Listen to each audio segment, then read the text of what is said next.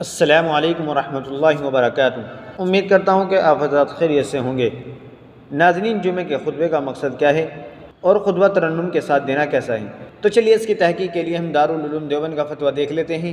فتویٰ دیکھنے سے پہلے آپ سے چھوٹی سی گزارش ہے، ویڈیو پسند آئے تو لائک اور شیئر کر دیجیے گا اور چینل کو بھی سبسکرائب کر لیجیے گا۔ تو چلیے فتویٰ دیکھ لیتے ہیں۔ چنانچہ کسی سائن نے دارالعلوم دیوبند سے سوال کیا ہے، ہمارے شہر میں خصوصاً نوجوان ائمہ کار جہان خطبہ جمعے کو لے کر ایسا ہو گیا ہے کہ وہ یوٹیوب یا کسی اور ویب سائٹ سے کوئی بزرگ عالم کا برسوں قبل دیا ہوا خطبہ ڈاؤن لوڈ کرتے ہیں، پھر اسے رٹ کر یاد کر لیتے ہیں اور جمعے میں بڑے احترام سے ترنم کے ساتھ پڑھ لیتے ہیں اور خوب واہ واہ حاصل کرتے ہیں۔ موجودہ حالات کو مد نظر رکھتے ہوئے خطبہ دینے کی زحمت بلکہ کوشش بھی نہیں کرتے۔ سوال یہ ہے کہ خطبہ جمعے کا مقصد کیا ہے؟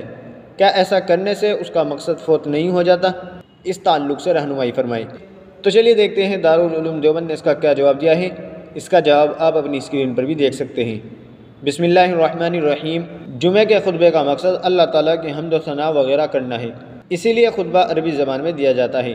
صحابہ اکرام نے اجمیوں کے سامنے عربی زبان میں خطبہ دیا اور اجمی عربی نہیں جانتے تھے، حالانکہ اسلام ابتدائی حالت میں تھا اور وقت کا تقاضا تھا کہ خطبہ سامعین کی زبان میں دیا جائے اور اسلام کی حقانیت اور باطل سے نفرت خطبے میں بیان کی جائے، لیکن خطبے سے یہ مقصد حاصل نہیں کیا گیا۔